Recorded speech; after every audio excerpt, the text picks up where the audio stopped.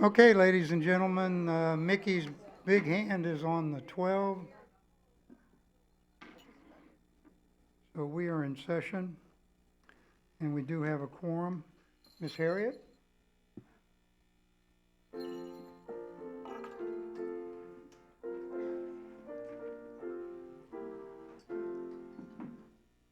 My country, 'tis of thee, sweet land of liberty, of thee I sing. Land where my fathers died, land of the pilgrim's pride, from every mountainside, let freedom ring. I pledge allegiance to the flag of the United States of America and to the republic for which it stands, one nation, under God, indivisible, with liberty and justice for all. Thank you. Miss Linda.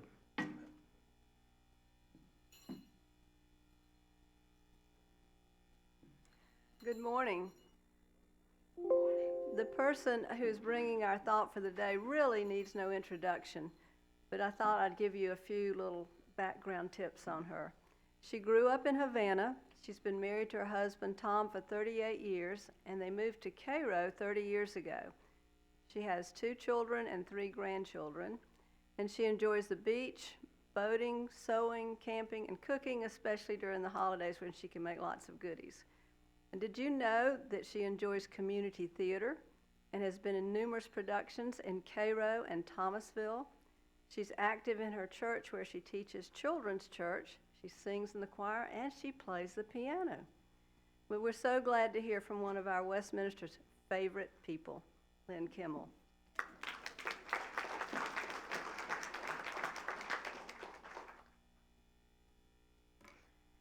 First Corinthians 13 for Christmas. If I decorate my house perfectly with lovely plaid bows, strands of twinkling lights, and shiny glass balls, but do not show love, I'm just another decorator. If I slave away in the kitchen, baking dozens of Christmas cookies, preparing gourmet meals, and arranging a beautifully adorned table at mealtime, but do not show love, I'm just another cook. If I work at the soup kitchen, carol in the nursing home, and give all that I have to charity, but do not show love, it profits me nothing. If I trim the spruce with shimmering angels and crocheted snowflakes, attend a myriad of holiday parties, and sing in the choir's cantata, but do not focus on Christ, I have missed the point. Love stops the cooking to hug the child. Love sets aside the decorating to kiss the husband. Love is kind, though harried and tired. Love doesn't envy another home that has decorated Christmas china and table linens. Love doesn't yell at the kids and get all out of your way. Love doesn't give only to those who are able to give in return, but rejoices in giving to those who can't. Love bears all things, believes all things, hopes all things, and endures all things. Love never fails. Video games will break, pearl necklaces will be lost, golf clubs will rust, but giving the gift of love will endure. Merry Christmas.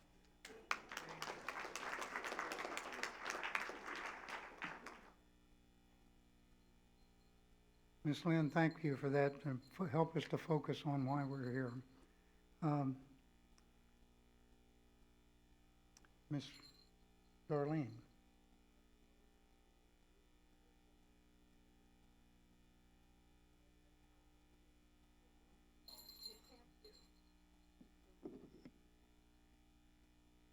I think it's on. Request a motion to approve the minutes of the November 20th Resident Council meeting. Second? Second by Julian. Any discussion by the board? All in favor? Opposed? Motion carries. Mr. Marvin?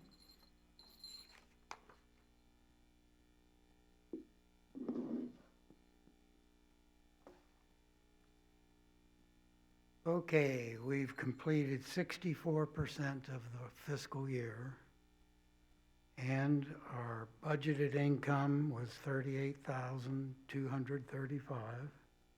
Total income, $24,045, and percent of budgeted income achieved was 63%, which is right on target. Expenses, we budgeted $49,492. Total expenses to date are $9,075, and the percent of budgeted expenses expended, 18%. As far as the account information goes, accounts total were $328,687. The general fund, $79,791. The employee gift fund, $27,778. That's after giving $196,800 to the employees. And the savings account balance is $33,208. The December end of month report will be posted on My W Life first week in January. Any questions? Thank you. Ms. Sandra?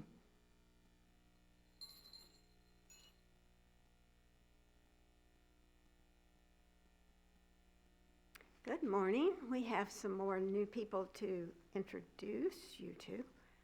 Is Bo Elsie here? She thought she would be, but okay. I don't see her. That'll be next time. The first one then would be Ann Marsh. And Ann, would you stand for us? Thank you. She is living at 3972 Emerald Chase. She was born in Reading. Is it Reading or Reading? Reading. Thank you. There's my geography. Pennsylvania, and grew up in Palm Beach County, Florida. She's a longtime resident of Tallahassee, coming here in 1975. Although she did not come here purposely to go to school, she saw the opportunity, and she spent a number of years completing her education. She's a CPA with a Master's of Accounting from Florida State. Now, most of her career was with the state, 34 years total. But she was retiring from Florida Public Service Commission. And in 2011, after 23 years of service with that agency, is when she retired. Ann dabbles in art, she says, drawing and painting. She looks forward to becoming part of the art community here, so hello to you artists out there. She also enjoys water exercise, and she loves our pool here at Westminster. It is a lovely pool. She's a frequent traveler. She has several trips scheduled already, including Tanzania for next summer, with Egypt high on her list, on her wish list. So fellow travelers, please say hello to Ann Marsh before you leave. She'd love to talk with you. I bet the artists too. Thank you, Ann.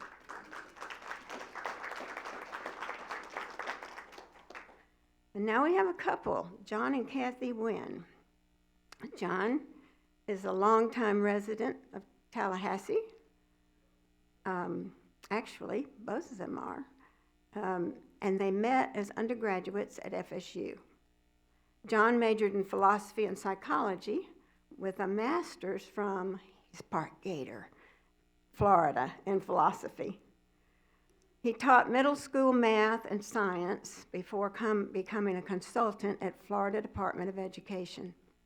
Retired as commissioner and led a national not-for-profit to provide more math and science for disadvantaged youth.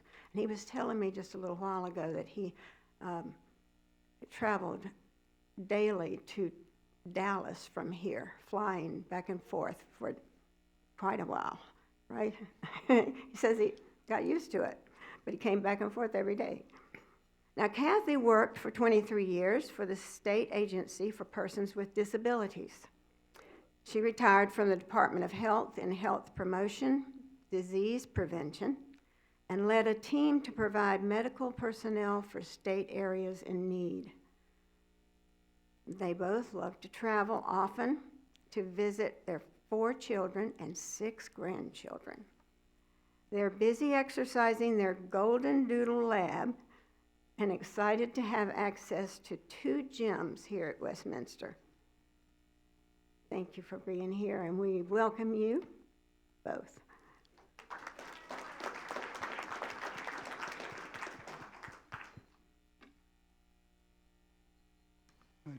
Jim? I guess he's not here. There he is.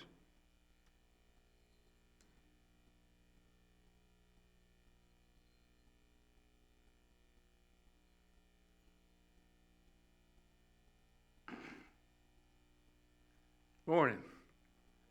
We had a very successful giving of the gifts last Monday. We had a large number of you here, and we had approximately 100 of the team members here, and we had a reception afterwards. As Marvin mentioned, we distributed $196,000 worth of gifts. The employees were team members. Got to start using that term. Team members were very much appreciative of it.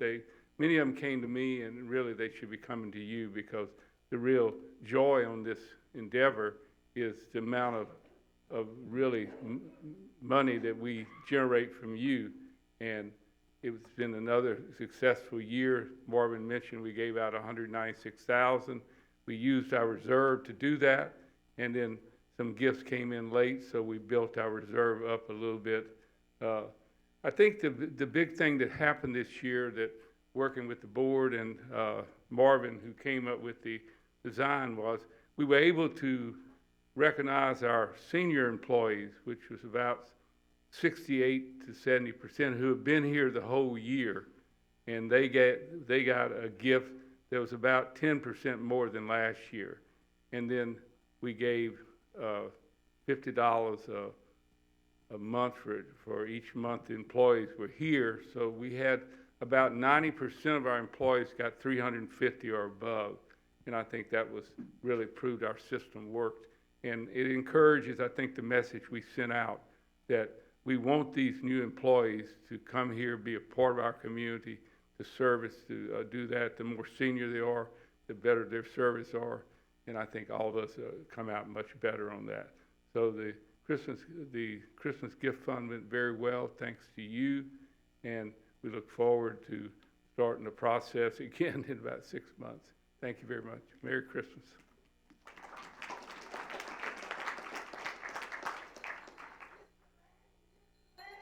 Yes, ma'am. Well, please bring them in.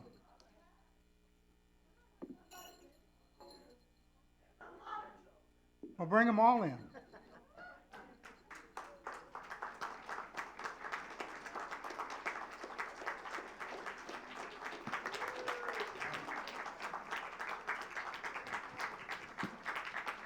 Wow, these kids are the Gathering Oaks homeschoolers. They're a Christian group that meets ecumenically, all churches from all over town. They meet each week and do all their lessons, and they're smart. And she told me there were about 30, so I said they may have to make 2 lines. And watch the chords, everybody, watch the chords. Mr. Lanny said we could surprise you. They called me and said they wanted to walk through our campus. So we're starting here, and we're going to the health center and memory care if they can by 11. So they thought they'd sing you 2 songs, Jingle Bells and We Wish You a Merry Christmas. Would that be a great idea? Okay. Their teacher, they teach their own children, obviously, and Miss Chelsea is their leader. Where did she go? This is Chelsea. I've seen her.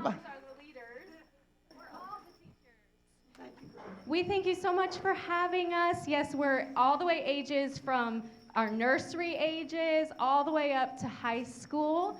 And so this is our first stop on our caroling adventure on your campus. And we haven't practiced one time, but you're about to be blown away by these wonderful musical voices. So we're going to start with We Wish You a Merry Christmas, and it's right here. So guys, you ready? We're gonna use our voices to bless you this morning. Ready, Owen? And a 1, and a 2, and a 1, 2, 3. We wish you a Merry Christmas. We wish you a Merry Christmas. We wish you a Merry Christmas and a Happy New Year. Good tidings we bring to you and your kin. We wish you a Merry Christmas and a Happy New Year. Oh, bring us some piggy pudding. Oh, bring us some piggy pudding. Oh, bring us some piggy pudding and bring it right here. Good tidings we bring to you and your kin. We wish you a Merry Christmas and a Happy New Year. We won't go until we get some. We won't go until we get some. We won't go until we get some. So bring it right here. The tidings we bring to you and your kin. We wish you a Merry Christmas and a Happy New Year. We all like our piggy pudding. We all like our piggy pudding. We all like our piggy pudding with all its good cheer. Good tidings we bring to you and your kin. We wish you a Merry Christmas and a Happy New Year. We wish you a Merry Christmas. We wish you a Merry Christmas. We wish you a Merry Christmas and a Happy New Year.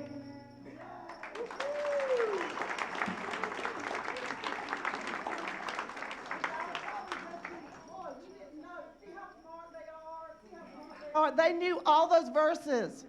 I mean, how many times have you heard all the verses? So I guess we got time for Jingle Bells with 2 verses only.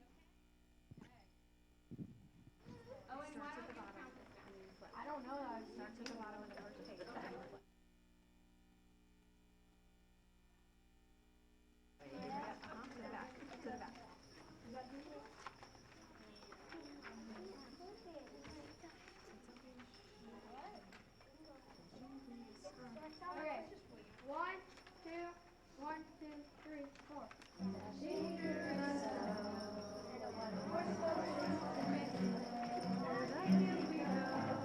Laughing all the way.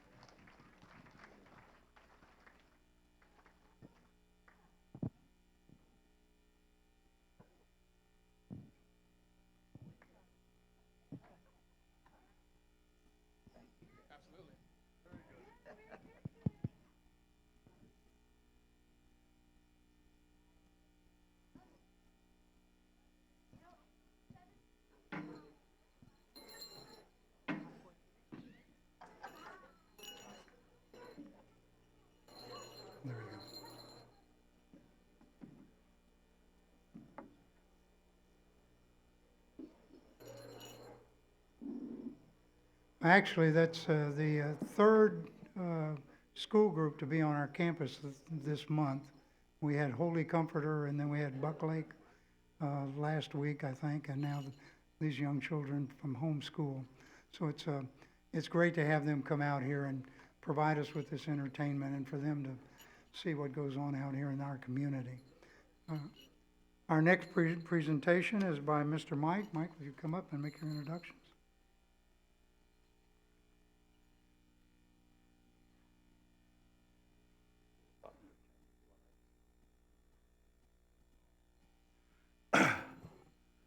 Okay, so I'm here representing the environmental group at Westminster Oaks, and we've proposed to the Residents' Council that it would be a great idea to have solar panels on the tall buildings here at Westminster Oaks. And so I'm going to tell you a little bit about the plan, and due to a miscommunication on my part, we actually have a star of the show here who is a potential installer of solar panels, Dr. Lonnie Draper. I'll introduce him again in just a minute. So we're losing the top of this slide. Can we bring it down a bit?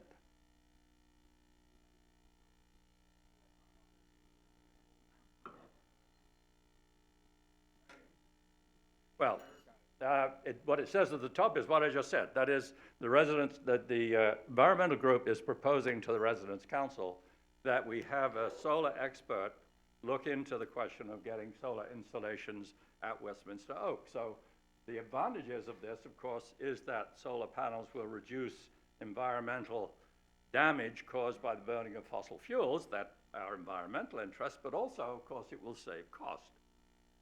And there may be an increase in resiliency because, as you may know about Babcock Ranch, this is a development in southwest Florida that was in the path of Hurricane Ian and suffered no power outages because everything is local and everything is solar. So we could reap some benefits of resiliency too. And of course, it will be a marketing feature. The next generations of residents coming to Westminster Oaks will be much more aware of the possibilities of solar energy. Can you advance that one? I don't seem to have any clicker here.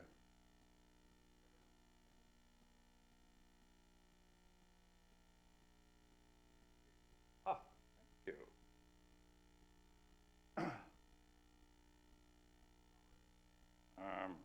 Seem to be. Tegan, if you would advance the slide, please. Sorry, just to the next slide, next section of that slide that was on to begin with. We may have to do an ad lib here. Any case, the notion is that we have here in Westminster Oaks a fairly large number of tall buildings, so out of the shade of the trees with flat roofs, which would be an ideal place to put solar panels. Okay, there we go. Can you make that into a presentation? Okay. So McGuire, this building, flat roof. Thank you. Harry Center, the Health Center, Oak South, Canopy Oaks, all of these are potential places in which solar power could be installed. The potential cost saving to Westminster Oaks should be attractive to our corporate benefactors in Orlando, we would hope. And if they're saving money, hopefully we would also have a reduction in our monthly fee. So the idea is, we can hope, the idea is that the existing tall buildings with flat roofs will be the perfect place, but potentially out some eons, however long, you could put solar panels on all the buildings, hook them all together in the same way that military bases are now doing into a microgrid that makes you not completely isolated from the surrounding grid, but at least somewhat resilient to damages therein. So this is a view from Google Maps. You can see, do I have a pointer on this? Yes, I do. Here's the health center. Here's where we are in McGuire. Here's the Parry building. And there's a very large area here of parking deck, which could have canopy over it with solar panels on it. Here's looking from that parking deck, McGuire, Parry, large areas of flat roof. Here's the health center. This is the Canopy Oaks deck. There is already a canopy cover, but you could make that larger and make it very large. We don't necessarily need to do that, but it's a possibility. So I'm losing the top still. So our prospective consultant on solar energy is Dr. Lonnie Draper of IGT Solar. He's the managing partner, and IGT Solar just got an award, the Tallahassee Best of Tallahassee Award for solar contractor, so we're in good hands, we hope. And courtesy of the Residence Council and Executive Director Sauls and the Maintenance Director Tim Osborne, Dr. Draper recently took a tour of the tall buildings and their electrical infrastructure, and to see how well it might fit with this system. He was also a guest speaker at our environmental group meeting, and there he reported back that it looks like our buildings on the Westminster Oaks campus will be suitable for solar. So we now propose engaging Dr. Draper and IGT Solar to produce a much more detailed report on solar prospects at Westminster Oaks, to include things like installation, maintenance, insurance costs, possible federal help with those kinds of expenditures, which are now available for nonprofit organizations such as Westminster Oaks.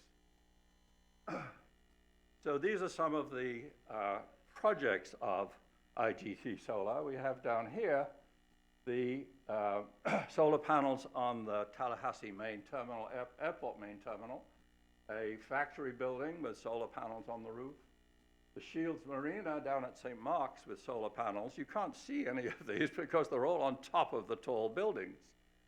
This is a solar farm at Fort Gaines, and this is something you can actually see. This is at the Gasvini Center Health Education Center. I think I'm losing the bottom of this slide too. And you can go and see that. It's on the second floor. You go around the back of the building and up the steps.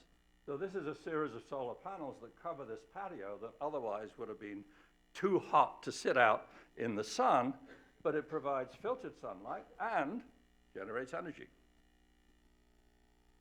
This is in Dr. Draper's initial visit to inspect our buildings at Westminster Oaks, looking at the electrical connections. This is the Parry Center roof, and interestingly, it has these tie-downs at intervals, which would be helpful in securing solar panels. We don't quite know what they're there for, but they're very convenient. And then this is looking over from here at the health center, and you can see this section and these two sections, large areas of flat roof. This is the section towards Parry. This is where people sit out in the sun, so we're not proposing any kind of installation on that location. This was something that IGT Solar sent us when we first started to inquire about this prospect, and this is sort of initial on-spec rendering of what solar panels on Parry building might look like. Here's a vertical view and a perspective view, and that amount of panels would be costing some $300,000, would have 121 kilowatts of energy generation, and would produce 169 kilowatt hours of energy over a year. If we project that out for 20 years, we'd be saving about 6,300 barrels of oil, which is a lot of oil. It's a drop in the bucket compared to what the US uses, but it's still a substantial amount, and that would be about the equivalent, whoops, wrong button again, about the equivalent of 69,728 trees, which you'd need to plant and grow to maturity before you could absorb the CO2 that would have been produced by the 6,324 barrels of oil that we've potentially saved. So do we have an example of how this works? Yes, we do. This is a residential community in Gainesville called Oak Hammock, and they installed solar panels a couple of years ago. This is the installation taking place on the top of their buildings.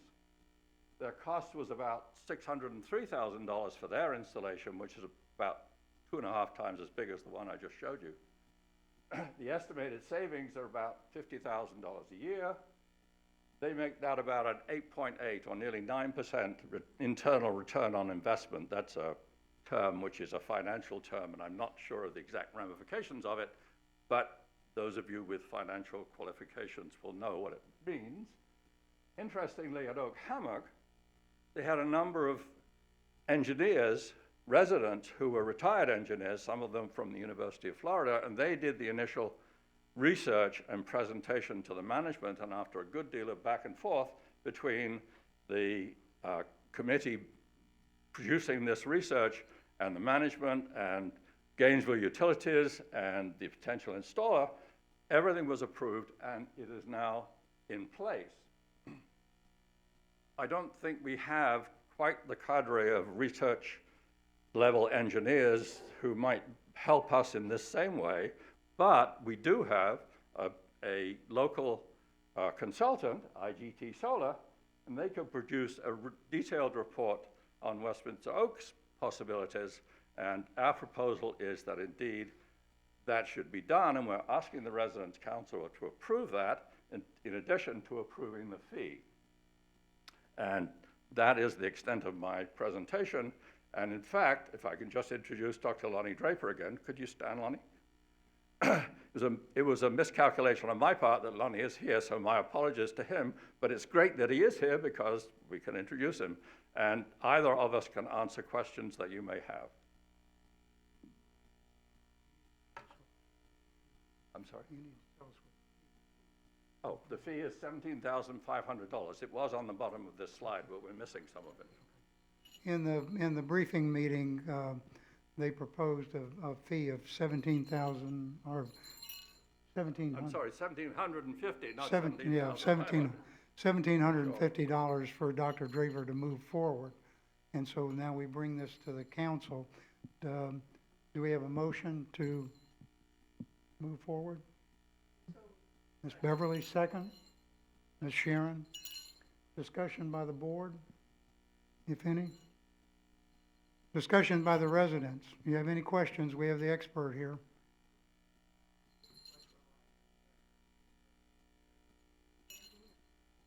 The life expectancy of the panels, come forward. The warranty is 30 years. Life expectancy of the panels is beyond that. Currently, there are solar panels in space that have been there for 55 years, and they're still functioning.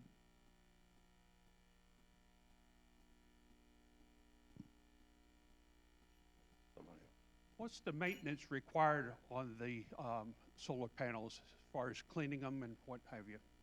There isn't a requirement. The flatter a solar panel is placed, the more frequent it should be cleaned, but you don't actually ever have to clean them. They're just a plate of glass on the outer surface. The higher the tilt, the more they're self-cleaning by just rain. So there isn't a requirement to have to, but we traditionally clean solar panels somewhere around every 3 to 5 years. So I take it they rotate too? Is it automatic rotation on them that tracks the sun? That is not what is proposed for this site, but it would actually be an advantageous approach on some of your buildings to have what we call tracking. Yes, they rotate, they follow the sun. Increases the cost, but increases the energy generation too. Then how much efficiency would we lose by not tracking? Or vice versa, if it tracked, how much would we gain? 10 or 12%, maybe even 15 to 20% depending on the system. The advantage of tracking is that it gives you a longer window of power in the day. But you can substitute that advantage by just putting in a little more solar, or you tilt some arrays in one direction and you tilt some others in the other direction. Very good. So thank you. You're welcome. If you drive up I-75 between here and Atlanta, you'll see that that's a completely tilting system. If you go out west on I-10 or you go to the Bainbridge system, these are the large solar farms that we're aware of. Those are non-tilting. If you go to the Tallahassee Airport system, both of those are non-tilting, which we refer to as tracking. Other questions? You've got the expert here. We have tall buildings, but we also have trees around those buildings. Are we going to have to remove some of those trees for the efficiency? All of the buildings that we're proposing in the early portion don't require any tree mitigation at all. There are some long residential buildings, whose name I don't. Azalea and Chasen, they have slight tree shading, but not much. Right. So if you just put it near the top of it, or you just compromise, you keep your trees and you just say that my solar is only going to be 80% efficient because we're going to keep the trees. So we don't propose mitigating any trees at this time.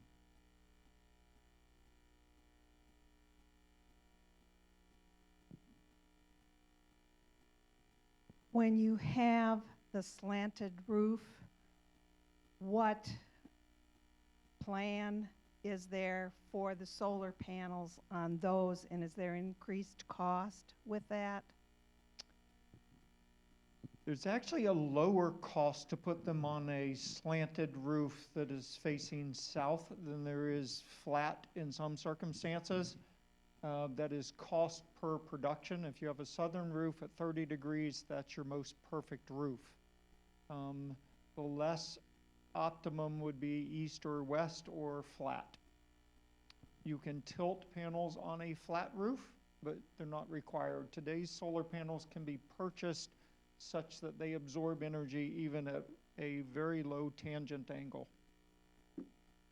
One other question. Yes. As far as the age of the roofs? We didn't find any issues with the roofs on our initial evaluation. Your roof seemed to be in very good shape here. There was one that was a little questionable, but solar panels can be, put on an aging roof and then taken back off for repairs and so on. It's not a significant issue. My name is Sunny. 2 questions. It appears that it'll take about 12 years to recoup the price of the solar panels. Am I correct? Yes, so somebody else could, that's in the room that is a math expert, if you're at 9% return on investment, that's somewhere around 7 or 8 years. But yes, routinely on a home insulation, it would be 10 or 11 years right now. Part of that is really based on how much federal incentive you get. At a 30% incentive, which is what probably occurred in Gainesville. I don't know if they got any other kind of grants. Then that is in probably a 10 or 11 year payback. Currently, if you use American products, you can get all the way to a 40%. And then if you do a depreciation, which a corporation can do as opposed to a private individual, that's another 24% or so. So you can actually get return on investments all the way down to about 4 years. Do you buy your panels from First Solar? No, we don't use First Solar panels for the majority of our projects because they're less shade tolerant, but they are one of the top panels used because they're American, a version of First Solar panels are American made, but they're thin film technology, and so the only place you want to use them is on a farm, or the most place. Right. I'm very familiar with First Solar. That's why I asked. Excellent. Good stuff. At the outset of this discussion, you mentioned the elephant in the room, Orlando. Or the elephant that's not in the room. Yeah, in this case. Is there any inclination that they are willing to go with this, or whatever the bureaucratic corporate decision making is, so that we're not whistling Dixie in the dark? Well, I'll tell you it's a smart economic decision, but whether or not anybody has had any discussions with the corporate office, I'll let somebody else answer that. Not directly. Our executive director here, Shannon Souls, is certainly interested in the project, and it will be up to it will be up to her to put that to the governing boards in Orlando. When I don't remember which particular author it was here last, he was certainly open to novel ideas, he said, so I'm not sure that this is all that novel, but in this circumstance, it's novel. So I have some hope that it would generate enthusiasm. You want to add to that, Lonnie? All I can add is that there are none on any of the other 9 similar properties at this time, but we don't know whether any of them have actually tried to do that. So, and then it would have to go into the budget cycle, so it's not a near-term thing in terms of getting it into their annual planning for that expense. But it doesn't mean that it cannot be moved forward at our discretion. I believe Shannon has looked at the possibility of inserting something in her next capital proposal as a sort of placekeeper so we can bring in detailed proposals as they occur. Under a previous Orlando administration, environmental friendly initiatives was well received. So we have a change in central administration, so we'd have to get that. I was wondering how you were going to plan to pay for this, the $300,000, but certainly capital improvement would be the ideal way, and I hope that's the way you're planning to go. The other thing I wanted to ask, with all due respect to IGT, is will we be getting bids from other vendors? And I guess the last is an editorial comment. I wish we could move this fast on our communication technology as we're moving on this. I would just emphasize at this point that the proposal is for IGT and Dr. Draper to do a study with all the relevant numbers that can then be presented to Orlando. It will be up to them to choose an installer, but of course, you know, we would have a step up maybe. I would like to emphasize that it's important that the residents would receive some of the benefit, not just the Westminster Oaks board, you know, the Orlando. I think we would all second that. Right. Can I just ask then, in conjunction with that, about how much power does this generate in terms of what we use? I mean, do you have an idea? I mean, is it 1% or is it?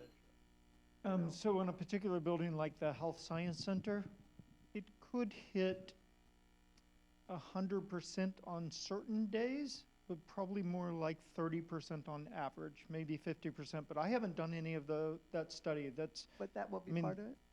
Those numbers would come out of the investigation. The entire purpose of the proposal is because there's a lot of details that have to be evaluated to even answer a question like that.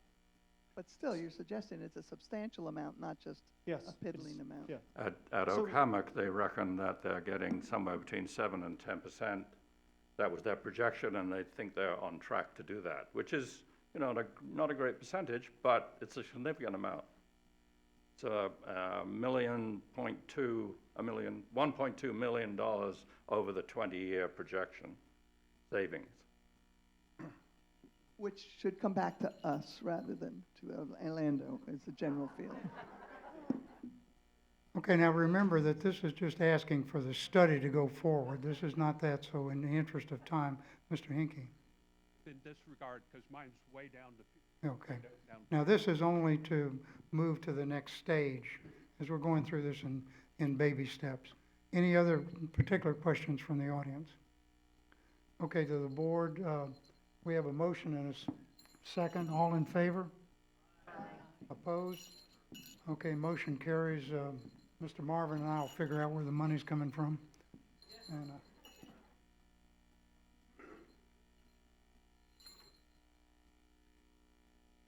well, thank you, Mr. Mike and Dr. Draper. We appreciate your time and being here. And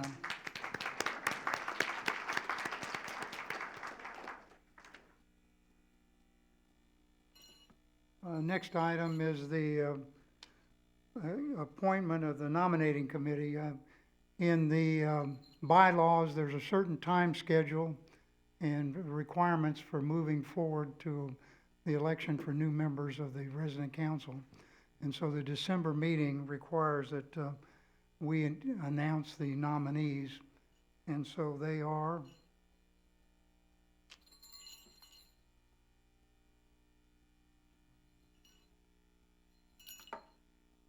this year we decided to do co-chairs, and so Miss Marie and Mr. Jim will be the co-chairs of the committee. That takes the nominating process out of the hands of the council, and it's incumbent upon you to think about whether you want to serve your fellow residents. There is a minimum requirement that as of the 1st of May 24, you will have to have lived here for 2 years. So keep that in mind. Please do not submit somebody else's name without asking them first. I say that because it does happen. So please, if you're interested, contact one of the members of the nominating committee. They are seeking people to serve on this committee, because on the resident council, because it does take some time. It is a commitment for 2 years.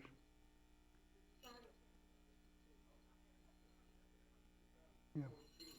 2024. I think I did it right. This goes through a lot of hoops, so it's I apologize for that. Is Miss Shannon with us? Apparently not. Any comments from the committee about any, or residence council?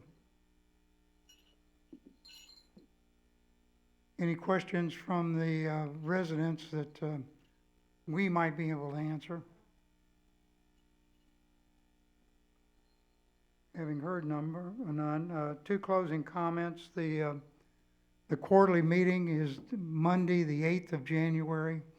That should be the initial budget presentation. Remember that is a thing in progress, so it will not be finalized at that time, but it should be give us a good indication of what the budget is going to look like for next year, beginning the 1st of April, which is the beginning of Westminster Oaks fiscal year.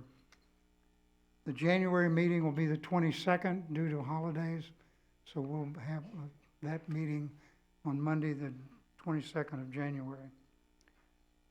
Anything else?